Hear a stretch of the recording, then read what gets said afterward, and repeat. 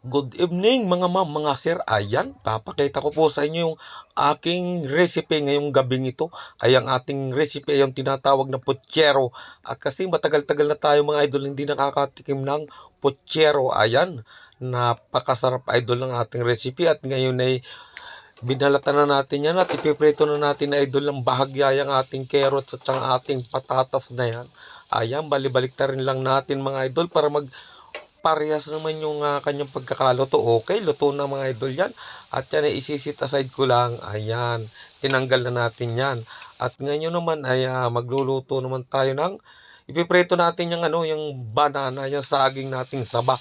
Saba lang ang ginagamit ko idol dito, hindi yung lakatan, hindi yung tundan. Ayan, at luto na yung ating saging na saba.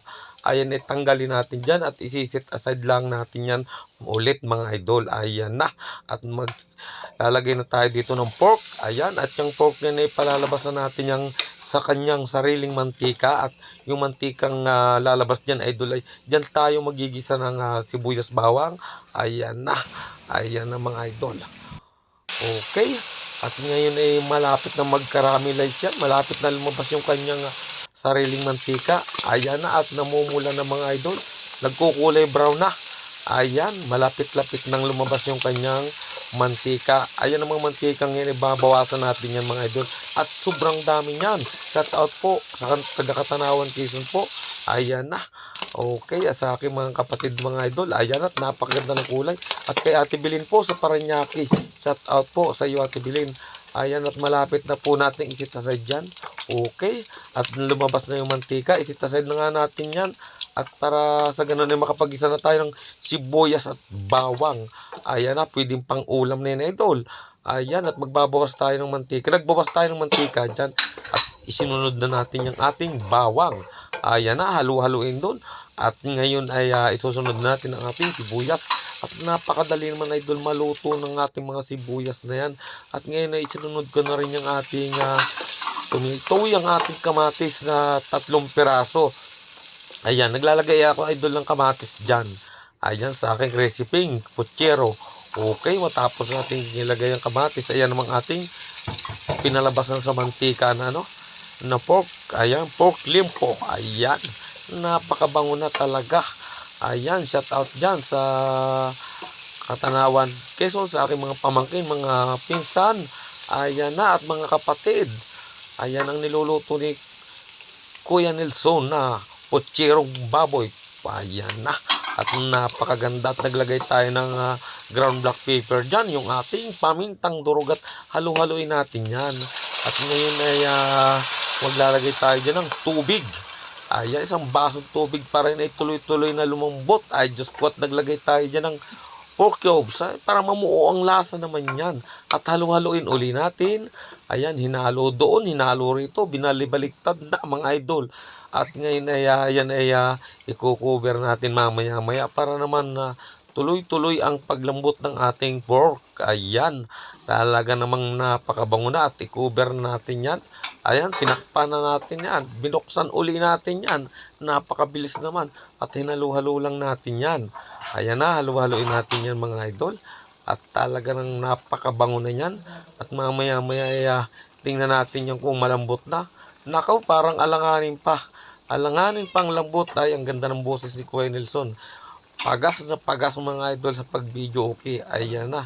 At talaga namang matigas-tigas pa yan, alanganin pa. Ayan ay ang gagawin natin mga idol dyan ay i-cover uli natin yan mamaya-maya. Ayan, naglagay lang tayo ng patis dyan. Ang ganda idol ng aking takala, no? Yung takip mismo ng patis. Ayan, at ngayon ay nalagyan na natin yan. At talaga namang halu-haluin uli natin mga idol. At mamaya-maya uli i-cover natin para dire-diretso ang lambot. Ayan na, i-cover na natin mga idol. Ay, may bantay pa doon, si Mingming. Ayan na, buksan uli natin at bisitahin natin kung yan ay talagang malambot na. Oy, malambot na mga idol. Kasi dinadampi ko lang ating tinidor napabaon agad. Baon na mga idol. Ang ating tinidor, ayan na, talagang bumaon. At ngayon ay maglalagay tayo dyan ng tomato sauce. Ay, napakaganda idol ang kulay nyo pag nilagyan natin ng tomato sauce. Ayan, talaga na mga Yan ay ilalagyan mamaya natin ng pork and beans. Ayan. Parang pakasarap niya na ito. Talagang manamis-namis yan pag inilagyan natin ng beans. Halu-haluin lang natin para yung namang tomato sauce natin dyan ay talagang mamix natin dyan sa ating pork. Ayan, ang ating puchero. Ayan mga idol ay natitikman ko lang isang mga piyestahan. Okay, at ngayon ay buksan uli natin. At napakaganda talaga na idol. Ang kulay at luto na yung ating tomato sauce na yan. Ngayon ay maglalagay tayo mga maya-maya dyan ng ibang mga sangkap. Oh, okay na ang lambot niyan. Pangit naman yung nalalagas-lagas niyan. At yan ay may puchero, hindi yan paksiw. Ayan. Ngayon ay ilagay na natin yung ating isang latang beans. Wow, excuse me po. Ayan na, ang tamis-tamis niyan na idol. Napakasarap niyang beans na yan. Pwedeng palaman niya sa tinapay. At favorite din natin yung inuulam ko yan mga idol sa kanin. Ay nako, napakasarap. At ilagay natin yung ating namumulang bell pepper. At halu-haluin natin yan. Maganda dyan mga idol ay may crunchy yung ating bell pepper. Ayan na, ang ganda na at malapot na. At naglagay tayo dyan ng sugar. 2 salok lang na sugar yan. Hindi naman kailangan masyadong matamis yan. Kasi manamis-namis na yung ating beans kanina. Ayan, at baka maglasang pakaskas yan. Pag sobrang tamis, alalay din lang ang paglalagay. At hinalo na natin yan para mamix talaga natin. Grabe ang boses ni Kuya Nelson. Ayan na. At talaga namang ilagay na natin yung ating pranitong carrots at patatas. At talagang mamaya may lantaka na yan. Kainan na talaga yan. At ako'y nababanguhan na talaga sa putahing ito. Bihira-bihira akong lutuin ito. Pucherong ito. Ayan. At kaya bihira akong lutuin ay napakaraming sangkap idol. Ayan na yung ating beans na berdeng-berde.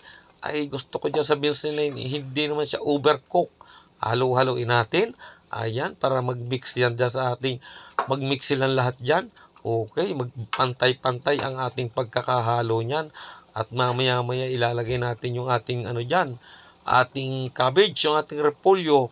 Ayan, inuna muna natin yung ating prinitong saging. Ayan, saging na yun, idol, ay manamis-namis na rin yan. Kasi yan nga ay hinog. Ayan, napasobrang hinog. Dapat idol ay yung alanganin lang pagkahinog. Ngayon, pinahuli natin tong ating cabbage at talagang yan naman kahit naman po yung repolyong yan ay tanggalan natin ng apoy. Ayan ay madali nang maluto. Ayan, at ang paborito natin dyan ay ang gulay na repulyong yan. Napakasarap niya pag yan ay hindi overcook.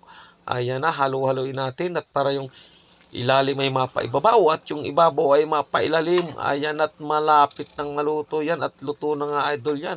Kung nagustuhan nyo nga pala yung aking pagluluto ng putcherong baboy, pakipalo naman po si Kuya Nelson na ayan. At luto na mga idol yan at malapit na tayong kumain. Ayan na, thank you for watching mga idol dito sa ating puchero. Ay, may tumalon pa. Ayan na, at luto na nga yan. Okay, at kain na ng mga idol. At ayan ay pwede na nating tanggalan ng apoy. Ayan na, binalibaliktad na ni Kuya Nelson. At thank you for watching ulit mga idol. Ayan na, at luto na yung ating pork puchero. Ayan na, sinandok na nga. At napakasarap niyan ng sauce mga idol. Okay na.